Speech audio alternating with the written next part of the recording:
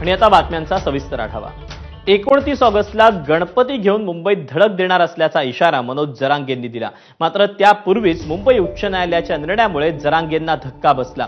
दरम्यान या प्रकरणी वकील न्यायालयासमोर बाजू मांडणार असून न्याय मिळेल असा विश्वास मनोज जरांगेंनी व्यक्त केला। दरम्यान यावेळी बोलताना त्यांनी उपसमितीच्या बैठकीवरही भाष्य केलं।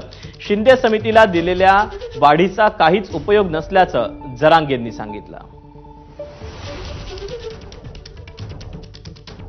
जरांगे पाटील आता ठाम आहे, कोर्टाचा हा निर्णय एकीकडे आहे, दुसरीकडे तुम्ही म्हणताय की मुंबईला जायचं।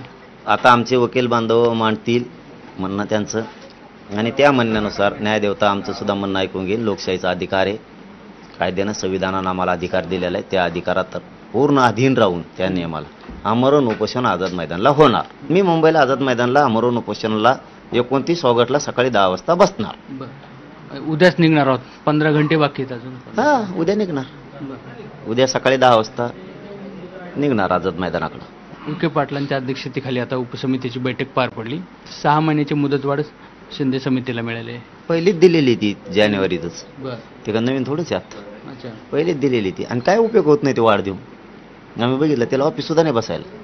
ज्यांच्या नोंदी सापडल्या त्यांचे प्रमाणपत्र देत नाही देवेंद्र फडणवीस, देऊ देत नाही। ज्यांचे प्रमाणपत्र निघालेत त्यांचे व्हॅलिड देत नाहीत। म्हणजे मराठींचं कसं वाटोळ होईल हे बघायचं। 13 महिने झालं अभ्यास करते शिंदे समिती, हैदराबादचं गॅझेट, सातारा संस्थानचं आणि बॉम्बे गव्हर्नमेंटचं गॅझेट, अभ्यासच कव्हर करतात।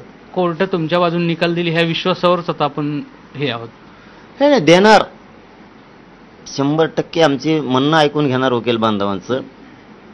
न्याय देवताच आधार आहे गरिबांच्या प्रश्नाचा। कॅमेरामन धनंजय दाळुंटेसह रवी मुंडे,